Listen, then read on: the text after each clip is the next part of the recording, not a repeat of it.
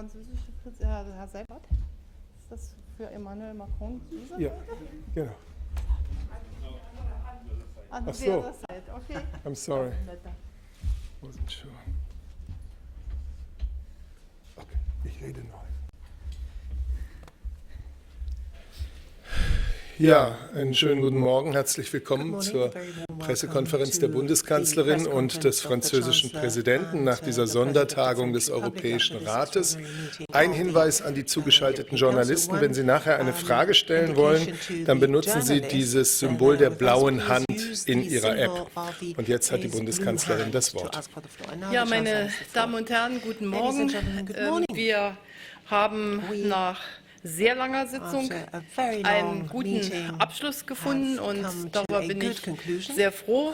Emmanuel Macron, der französische Präsident, und ich sitzen heute hier bei Ihnen und wir können sagen, dass wir zwischen dem 18. Mai unserer gemeinsamen Initiative und dem 21. Juli einen wichtigen Weg zurückgelegt haben, in dem Europa gezeigt hat, dass es neue Wege in einer ganz besonderen Situation bereit ist zu gehen. Ich glaube, das ist notwendig. Außergewöhnliche Ereignisse, und das ist die Pandemie, die uns alle erreicht hat, erfordern auch außergewöhnliche neue Methoden. Es hat dann auch außergewöhnlich lange gedauert. Nur unsere Vorgänger in Nizza haben wohl noch einige Minuten länger gebraucht. So wurde heute jedenfalls gesagt. Ich habe es nicht nachgeprüft. Aber wir haben damit die Weichen für die finanziellen Grundlagen der Europäischen Union für die nächsten 7 Jahre gestellt und gleichzeitig eine Antwort auf die größte Krise seit Bestehen der Europäischen Union gegeben, in Form des Wiederaufbaufonds. Die Grundstruktur dieses Wiederaufbaufonds ist erhalten geblieben, so wie er von der Kommission vorgeschlagen wurde. Und viele unserer Vorschläge aus der deutsch-französischen Initiative sind dort ja eingegangen. Das Gesamtvolumen von 750 Milliarden Euro ist erhalten geblieben. Die Zuschüsse sind etwas weniger mit 390 Milliarden, die Garantien etwas mehr geworden. Und ich glaube, wir haben gezeigt, dass wir jetzt in der Lage sind, auch Berechenbarkeit herzustellen. Und ich möchte dem Team von Charles Michel, dem Ratspräsidenten, und dem Team von Ursula von der Leyen und ihr selber natürlich der Kommissionspräsidentin ganz herzlich danken. Der Haushalt ist ausgerichtet auf die Zukunft Europas. Er ist aber auch ausgerichtet darauf, dass der Binnenmarkt in einer der schwersten oder in der schwersten wirtschaftlichen Krise der Europäischen Union weiter funktionieren kann, dass die Länder, die in besonderer Weise betroffen sind von der Pandemie, auch ihre Wiederaufbauleistungen verbessern können. Die Zuschüsse, die wir geben, aber auch die Garantien sind geknüpft an Reformen, an Weiterentwicklung und an 2 großen Zukunftsaufgaben.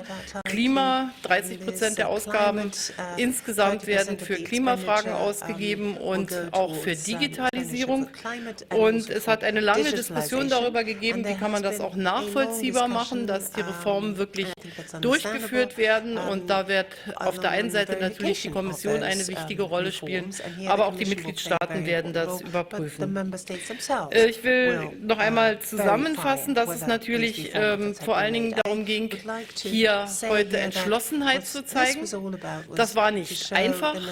Dass wir so viele Tage gebraucht haben, zeigt auch, dass wir von verschiedenen Richtungen gekommen sind. Aber das, was für mich zählt, ist, dass wir uns zum Schluss zusammengerauft haben und dass wir jetzt auch alle davon überzeugt sind, aus dem, was wir beschlossen haben, wirklich etwas zu machen.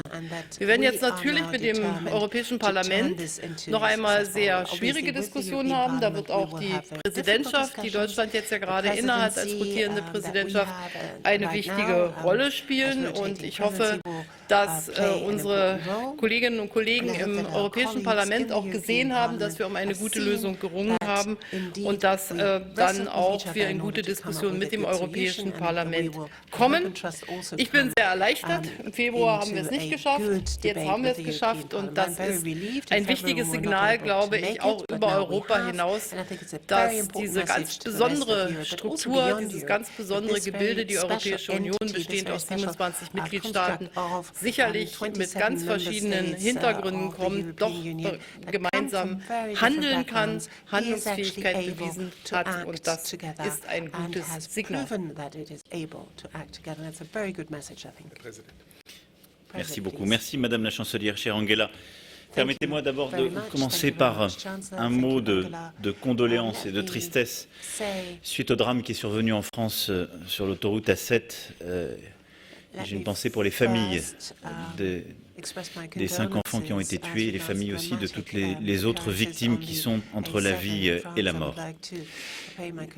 Je vais commencer dans la suite de la présentation de Madame la Chancelière en remerciant évidemment le président Charles Michel et la présidente Ursula von der Leyen pour leur engagement, leur travail et autour d'eux évidemment le travail et l'engagement de toutes leurs équipes durant toutes ces journées et ces nuits, et vous remercier Madame la Chancelière dans votre rôle de présidence pour ce semestre, car je crois que nous avons aujourd'hui avec ce sommet, vous l'avez dit, non seulement était l'un des sommets les plus longs de l'histoire, peut-être le plus long, ce qui est un succès d'autant plus important après plusieurs mois où nous ne nous sommes pas réunis physiquement, mais surtout et avant toute chose, un sommet dont les conclusions sont véritablement historiques.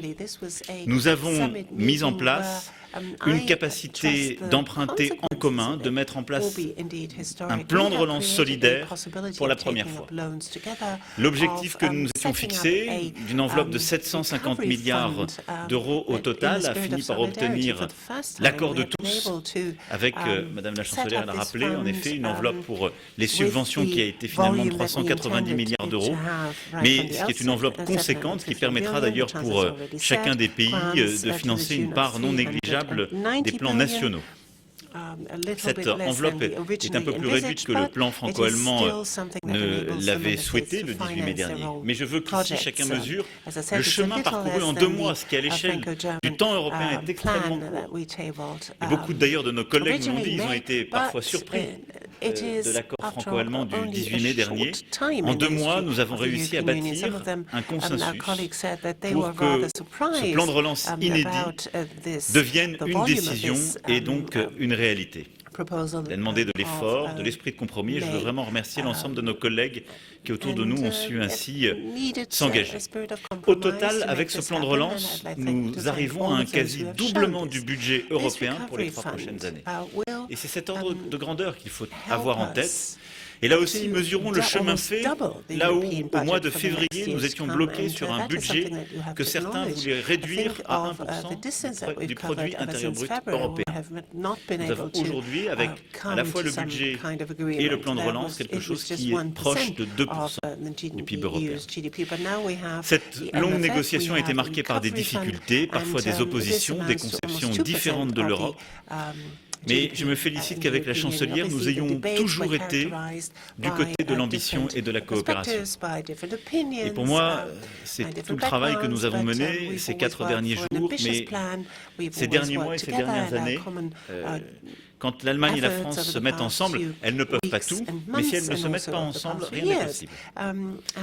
Et nous avons véritablement, durant ces 2 mois que j'évoquais, réussi à franchir ensemble beaucoup d'étapes pour l'unité européenne. Je suis convaincu que ce plan, ce budget, sont de nature à répondre aux défis sanitaires, économiques et sociaux qui sont aujourd'hui les nôtres dans chacun de nos pays, et que décider en quelque sorte de ne pas y répondre c'eût été décider de dépenser beaucoup plus dans quelques mois ou quelques années. Je veux aussi souligner les résultats obtenus dans d'autres domaines importants.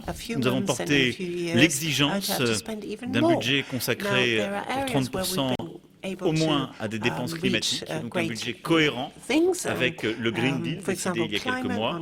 Nous avons défendu nos politiques traditionnelles, qu'il s'agisse de la politique agricole, qui est relevée, stabilisée par rapport au budget actuel pour l'Europe, qui est une politique de sécurité, de souveraineté alimentaire extrêmement importante, la politique de cohésion qui est aussi maintenue, et toutes les politiques d'avenir, comme l'a rappelé Madame la chancelière, qui voient leur budget augmenter.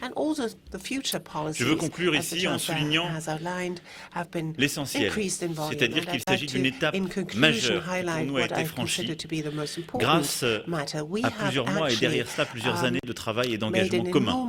L'étape de Meseberg que nous avions ensemble franchie au printemps 2018 avait au fond mis les bases de cet engagement ensemble.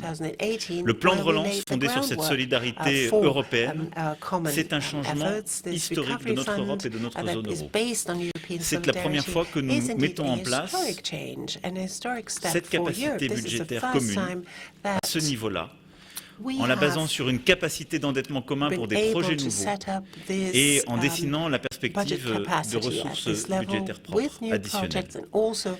C'est un objectif de solidarité et de responsabilité puisqu'il y a un échéancier de remboursement qui est prévu, parce qu'il ne s'agit pas que tout cela repose sur les générations futures uniquement. Et donc c'est une volonté d'investir ensemble. C'est ce qui nous permettra de faire face aux défis sociaux, économiques, mais aussi écologiques de notre Europe. Mit den Fragen beginnen wir jetzt, und zwar mit der französischen Seite. Une question d'Alissa Tassantico. From Politico will ask the next question. Bonjour Monsieur le Président, bonjour Madame la Chancelière et félicitations déjà pour cet accord. Monsieur le Président, depuis avril, vous dites que cette bataille pour plus de solidarité est aussi une bataille entre essayer de comprendre si l'Europe est un projet politique ou juste un projet de marché. Et aujourd'hui, il y a parmi certains ont ce sentiment que cette victoire est entachée, que vous devez traîner ou même soudoyer les frugaux et autres. Comment est-ce que vous répondez à ce sentiment, peut-être de déception que certaines personnes pourraient avoir? Et aussi, est-ce que vous avez l'impression que l'Europe et vos partenaires ont pris conscience de ce qu'il faut faire pour vraiment devenir une vraie puissance géopolitique? Merci. Écoutez, d'abord, je ne dirais pas que c'est entaché ou que l'accord en est moins bon parce qu'il y a eu des concessions qui ont été faites. Nous sommes 27 autour de la table et nous arrivons à faire ensemble un budget. Quel est l'autre espace politique dans le monde où cela est possible? Où cela se fait? Aucun. Alors oui, c'est très pénible, c'est très long, il y a des imperfections parce qu'il nous faut trouver des raccords. Mais la perfection n'existe pas parce que nous avons des tas de différences. Nous avons des différences de conception, nous avons des différences parfois de philosophie, de représentation du monde. Ce que j'avais évoqué dans le discours de la Sorbonne en parlant des intraduisibles. Et donc, il nous faut réussir à rapiécer les choses. C'est ça qu'on a eu, je crois, avec Angela Merkel pendant 4 jours, le sentiment de faire, avec, je dirais, toujours beaucoup d'intérêt, parce qu'on apprend toujours des autres dans ces conflits, dans ces discussions, dans ces controverses. Mais on arrive à trouver une solution. Alors moi, je veux retenir de ça d'abord que nous avons un accord sur quelque chose qui était non seulement absolument pas naturel pour certains de nos collègues, mais auxquels ils s'opposaient. Et donc je ne veux pas qu'on sous-estime le chemin qu'ils ont fait, qui est un chemin politique, parfois philosophique et personnel, et avec beaucoup de sincérité. Et donc je crois qu'on a réussi à les convaincre que le moment historique que vivait notre Europe supposait qu'on se hisse tous un peu au-dessus de nous-mêmes et qu'on avance. Ensuite, quand on fait un budget, et il en est ainsi de la vie politique, économique, des rapports humains, il faut trouver des voies et moyens de représenter, faire figurer ces tractations. Les gens viennent vers vous, ils acceptent un principe qui n'était pas le leur, il faut le compenser. Alors soit en acceptant un principe qui n'est pas le vôtre, on a pu le faire pour donner accès à certains mécanismes, à certains pays, on a pu le faire pour trouver des compromis sur la gouvernance, dont on n'a pas parlé encore ce soir. Et d'autres fois, ça se traduit par l'argent, par la monnaie. Et au fond, l'argent, ça sert à ça. C'est un mécanisme de troc qui permet à un moment donné que deux personnes se construisent dans l'échange. Voilà. Donc ça n'est pas parfait, mais le monde parfait n'existe pas.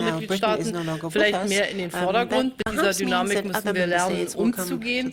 Aber immer ist es ein Einstimmigkeitsbeschluss und bei dem Deutschland und Frankreich eine wichtige Rolle, aber eben nur eine wichtige Rolle spielen. Sur l'endettement commun, ce qu'il faut mesurer, c'est que jusqu'alors, le budget de l'Europe était un budget très réduit. environ 1% de son produit brut. Et c'est un budget où, au fond, il y avait très peu de ressources affectées et des contributions de chaque État vers ce budget commun, chacun regardant son taux de retour. Et donc un budget relativement faible qui mutualisait peu.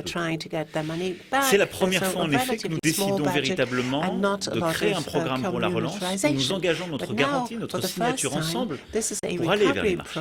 Et c'est le premier caractère historique, c'est ce caractère de confiance mutuelle où nous donnons notre garantie de manière solidaire pour aller solliciter la confiance des marchés, donc de gens qui vont nous prêter de l'argent pour mener des projets communs. Alors on l'avait fait au moment de la crise grecque de manière très ciblée pour faire des prêts. Le deuxième point qui constitue le caractère historique de notre projet de relance, c'est qu'on utilise cet argent pour le prêter à d'autres, mais également pour faire des vrais transferts, ces fameux grants dont on a parlé tous ces jours derniers, pour faire des transferts financiers. Et ça change profondément la nature, parce que nous créons une fonction budgétaire qui commence à se structurer au sein de notre Europe avec cela, et en particulier dans la zone euro, puisque nous décidons qu'avec cet argent qu'on va chercher sur les marchés, on va l'affecter en priorité vers les zones, les secteurs d'activité, les pays qui en ont le plus besoin. C'est la philosophie de l'accord du 18 mai qui a été repris par la Commission. C'est le cœur d'une fonction budgétaire. Celle qui consiste à faire des transferts légitimes, mesurés, évalués en fonction d'ailleurs de critères objectifs qui sont ceux repris par la Commission sur des critères économiques qui mesurent cette crise. Le remboursement, quant à lui, se fait. D'abord, on va l'enclencher sur les intérêts qu'on n'aurait pas utilisés, mais il va se faire sur une clé de répartition qui est l'importance de votre économie dans le budget, qui fait que ce ne sont pas ceux qui ont touché l'argent qui rembourseront à due proportion, créer un transfert qui est juste, et par les ressources propres que nous comptons créer dans les prochaines années, qui va permettre d'abonder encore cela. Et donc, au fond, ce que nous sommes en train de structurer, c'est une solidarité commune, et ça c'est inédit. Et c'est une vraie fonction budgétaire dont l'Europe avait besoin pour devenir la puissance géopolitique que nous évoquions dans la question précédente, et pour aussi consolider l'euro comme une vraie monnaie internationale. Parce que l'euro n'aura le statut de monnaie internationale que s'il y a derrière aussi cette fonction budgétaire. Et donc c'est pour toutes ces raisons que le moment est vraiment un moment de transformation de notre Union européenne et de notre zone euro. Une question d'Anna Hubert de Contexte. Oui, bonjour. J'aurais souhaité savoir si la question des ressources propres avait fait débat. Je sais que tous les pays n'étaient pas forcément favorables à des ressources propres basées sur le carbone, à la fois les ETS mais aussi le futur mécanisme. Est-ce que vous pensez que les deux, l'extension du marché du carbone et mise en place d'un mécanisme d'ajustement aux frontières sont possible atteignables en 2023? Est-ce qu'il a fallu convaincre certains? It will be possible to convince others of the validity of this by 2023? Die Plastikabgabe, das war ja schon im Februar diskutiert. Ansonsten steht bei den Eigenmitteln uns schon noch ein weiterer Weg bevor. Das ist auch zum Teil nicht so ganz einfach, weil bestimmte Steuereinnahmen, zum Beispiel in Deutschland ETS-Einnahmen, schon verbucht sind sozusagen in den nationalen Haushalten. Aber wir haben ja den Anspruch, zum Beispiel eine Digitalsteuer zu entwickeln, hoffentlich auf internationaler Basis, und hier wird man dann auch verstärkt über Eigenmittel sprechen. Und insofern ist das etwas, was aber noch ausgearbeitet werden muss in den nächsten Jahren. Es wird auf der Tagesordnung bleiben, ein Einstieg ist geschafft, und trotzdem bleibt da noch einige Arbeit zu tun. Oui, je partage totalement ce qui a été dit par Madame la Chancelière. Le principe des ressources propres, compris dans le plan de relance pour rembourser, est ancré. Nous avons d'ores et déjà acté ensemble des ressources propres communes comme la taxe plastique. Je crois pouvoir dire que dès que nous aurons fini l'accord sur la taxe digitale, notre volonté est aussi de l'affecter. Ensuite, vous l'avez très bien dit, il y a d'autres mécanismes et taxations qui sont légitimes et que nous souhaitons développer. ETS et un mécanisme d'ajustement carbone aux frontières communes.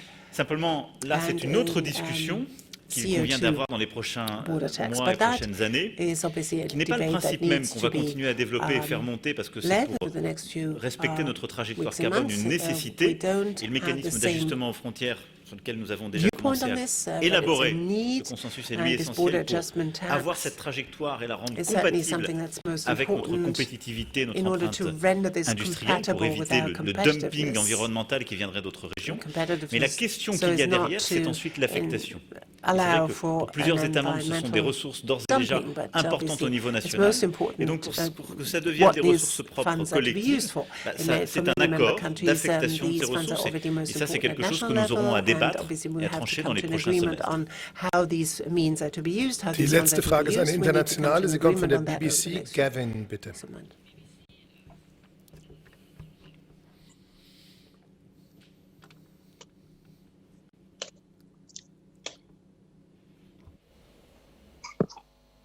Can you hear me? Gavin. Definitely. Oh, Chancellor and President, good morning.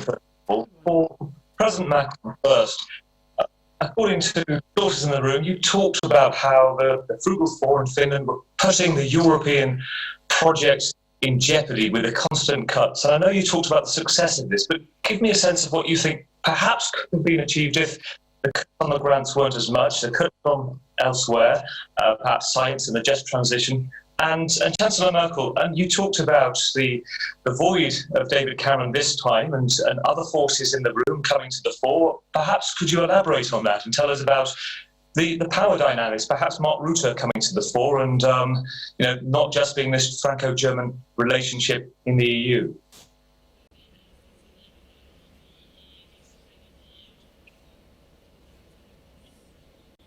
Nein, also ich werde jetzt hier nicht Geschichtsschreibung machen, darum geht es ja nicht. Ich habe lediglich gesagt, dass sich durch den Austritt Großbritanniens ja die Balance unter den 27 Mitgliedstaaten neu finden muss. Wir haben hier die Länder gehabt, die auch aus einer ganz speziellen Tradition zu Hause bei sich kommen.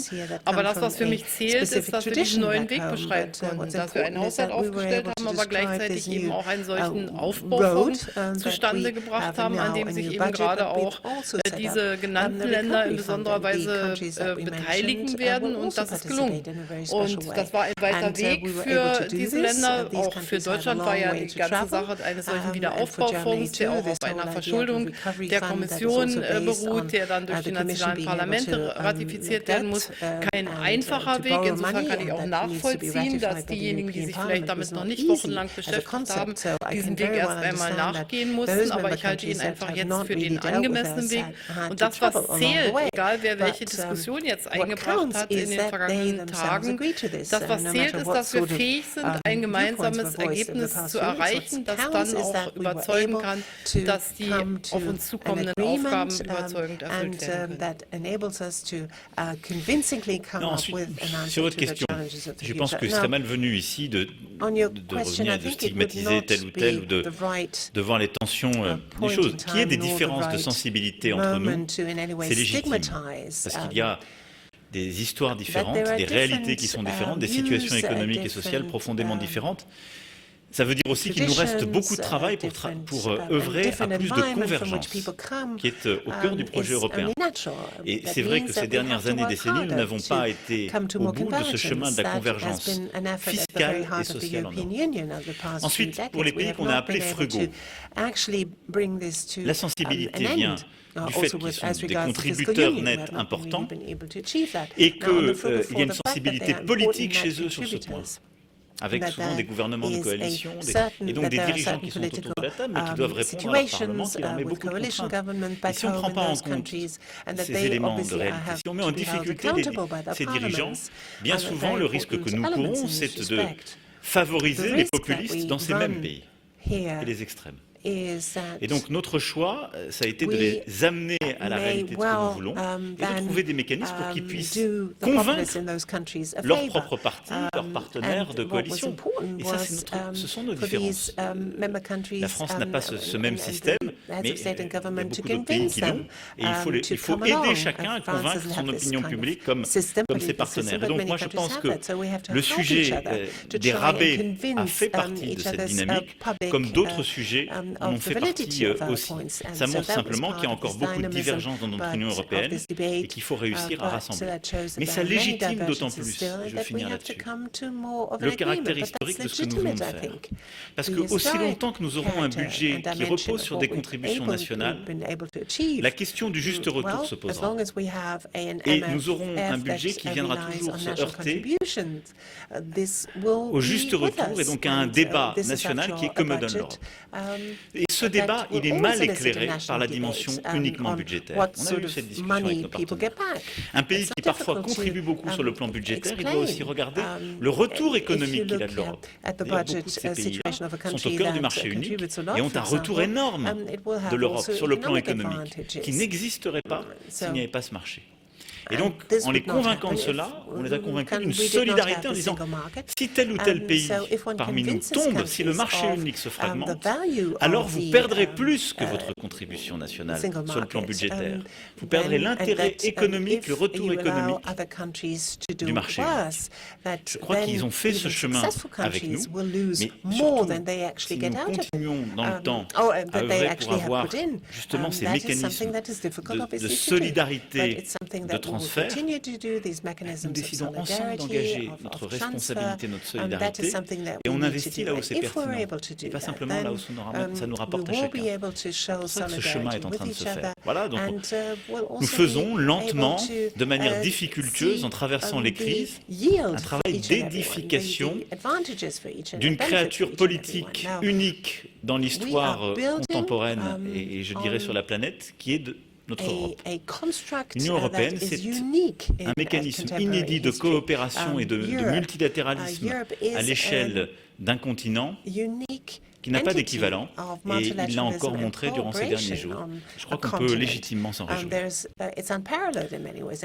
ist das Ende unserer Pressekonferenz. Danke, Herr Präsident, danke, Frau Bundeskanzlerin, dank den Journalisten und dank auch dem Technikerteam, das das hier so tadellos möglich gemacht hat. Allen noch einen schönen Tag.